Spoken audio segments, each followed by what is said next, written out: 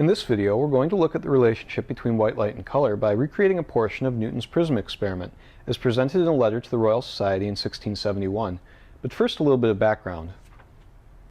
At the time of his experiment, the prevailing theory was that white light was a color of light and that other colors could be created by modifying the white light somehow. For instance, this red piece of plastic would be described as changing this white light into red light. They also had knowledge about how light behaved at the boundary between two materials.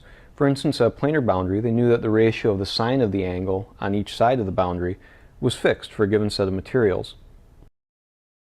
We now know this is a form of Snell's law, where the ratio of the sines of the angles is equal to the inverse ratio of the refractive indices of the materials, where the refractive index of a material is related to how fast light propagates through it. This expression allows us to predict what will happen at a planar boundary as we change the angle of incidence, and it also allows us to deal with more complicated shapes, like this triangular prism. It's just a matter of geometry and keeping track of the angles. Newton was working on designing lenses for telescopes when he decided to investigate the phenomena of prismatic colors. Those are the colors that occur when you pass white light through a prism. So he obtained a triangular prism, and he passed some white light through it, and he saw a rainbow, just like he expected. But then he noticed something. In the direction that the colors were spread, the pattern was much wider than it should be based on the system geometry if light obeyed this fixed sine ratio law. So he did some experiments. He separated out individual colors in the spectrum and passed them through additional prisms, and what he came to realize was that all of the colors in this spectrum are their own form of light, and they all experience a different refractive index on traveling through these prisms.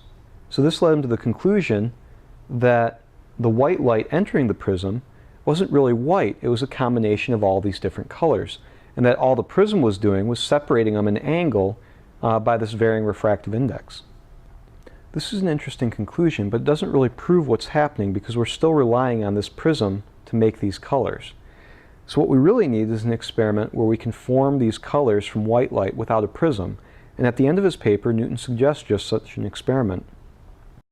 You start with the same system you had before, and then you place a lens in the system. We start with our screen close to the lens and we see the same spectrum we saw before. Here is the light passing through the lens, and up above it we see the light that's sort of skipping the top of the lens. As we move our screen away, the colors begin to overlap until at one point we see a band of white light. As we continue to move the screen further away, we see the same spectrum that we started with, but with the colors now reversed. As we move the screen in this experiment, there's nothing to cause this change of color that we're observing. The only thing that's changing is the overlap of the colors. So we can conclude that when we perceive this white light, what we're really seeing is a whole bunch of colors added together. Now it turns out that you don't actually need all of these colors to trick your eyes into seeing white. If you're watching this on a TV screen or a computer screen at home, what you're seeing as white is actually a combination of red, blue, and green. But for our purposes, we're seeing the sum of all of the colors in the input spectrum. Okay, that's pretty neat. We start off with white light, we form a spectrum of color, and then we use a lens to combine it back into white light.